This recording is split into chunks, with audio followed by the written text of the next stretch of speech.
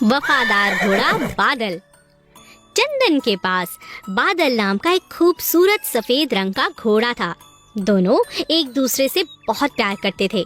चंदन अपने घोड़े पर बहुत मेहनत करता, उसे रोज अच्छे से नहलाता, अच्छा खाना खिलाता और घुमाने भी ले जाता। बादल भी चंदन की हर बात मानता था। एक दिन एक चोर की नजर घोड़े पर पड़ी। अरे, इतना सुंदर और शांत घोड़ा, इतना आज्ञाकारी है, क्यों ना इस पर साफ किया जाए अपना हाथ, क्यों ना इस बार इसे ही चुरा लिया जाए।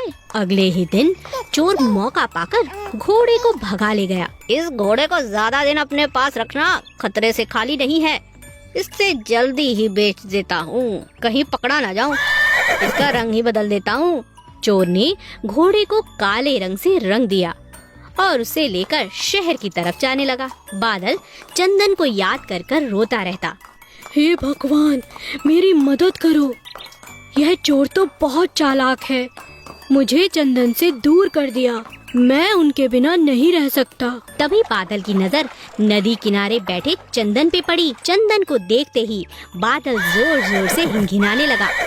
चंदन को कुछ समझ नहीं आया। अरे, ये घोड़ा मुझे देखकर इतना शोर क्यों कर रहा है? शायद ये मुझे कुछ कहना चाहता है। तभी अचानक बादल चोर को जोर से धक्का देकर नदी में कूद पड़ता है। अरे अरे, ये घोड़ा, अरे इसे बचाना होगा। चंदन घोड़े को बचाकर बाहर ले आता है, मगर यह क्या? अरे, इस घोड़े का तो रंग निकल रहा है। अरे भागो, कहीं पकड़ा न जाऊं। यह सब देख चोर दुम दबाकर भाग गया। चंदन अपने घोड़े को पहचान जाता है और बादल अपनी समझदारी से अपने मालिक के पास वापस पहुंच जाता है। भेड़ें और सियार। एक दिन एक सियार जंगल से गुजर रहा था। उसने दो भेड़ों को जोर जोर से बातें करते हुए सुना। अरे भाई, क्या बात है? शायद इनके बीच झगड़ा होने वाला है, चलो देखता हूँ। सियार एक पेड़ के पीछे छिप गया और भेड़ों को लड़ते हुए देखने लगा। मुझसे पंगा मत लो, मैं बहुत शक्तिशाली हूँ, समझी? मैं तुमसे नहीं डरती, जाओ यहाँ से, यह मेरा इलाका है। तो चलो, इसका आज फैसला हो जाए।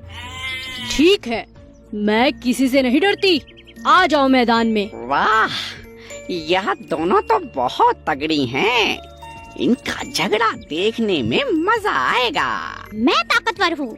नहीं, मैं ताकतवर हूँ। तुम हटो यहाँ से, ये मेरा इलाका है, मैं ताकतवर हूँ। हट जाओ, आज मैं तुम्हें छोड़ूंगी नहीं। दोनों भेड़ों में जबरदस्त झगड़ा होने लगा। दोनों बुरी तरह से घायल हो गईं। उनके शरीर से लगातार खून तक बहने लगा। सियार ने इस बात का फायदा उठाने की सोची।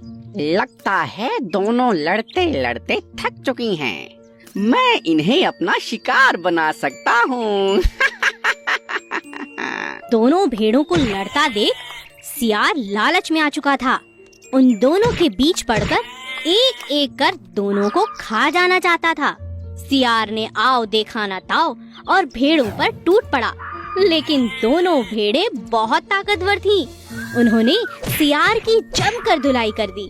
हे भगवान, मैं सोच रहा था कि दोनों को एक एक करके कई दिनों तक खाऊंगा, लेकिन ये तो मेरे ही पीछे पड़ गई। अरे छोड़ दो मुझे, मार ही डालोगी क्या? अरे छोड़ो, अरे दोनों भेड़ें बहुत ताकतवर थीं। उन्होंने सियार की जमकर धुलाई कर दी, जिससे सियार वहीं ढेर हो गया।